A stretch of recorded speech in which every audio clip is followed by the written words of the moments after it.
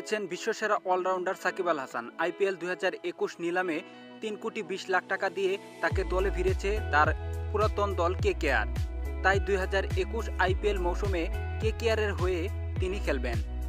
IPL 2021 নিলামে তার ভিত্তিমূল্য ধরা হয় 2 কোটি টাকা, যেখানে 3,20,00,000 টাকা দিয়ে তাকে কিনে নেয় কলকাতা নাইট রাইডার্স। সাকিব আল হাসানকে নিলামে আগ্রহী দেখায় দুইটি দল, কেকেআর এবং কিংস ইলেভেন পাঞ্জাব। অবশেষে কিংস ইলেভেন পাঞ্জাবকে পেছনে ফেলে কেকেআর তাকে দলে ভিড়েছে। 3,20,00,000 টাকা দিয়ে তাকে দলে ভিড়েছে তার পুরাতন ফ্র্যাঞ্চাইজি দল কেকেআর। শাহরুখ খানের এই দলটি তাকে আবারও দলে ভিড়িয়ে নিয়েছে। আশা করা যাচ্ছে যে এবারের আইপিএলে কেকেআরের হয়ে তিনি ভালো খেলবেন।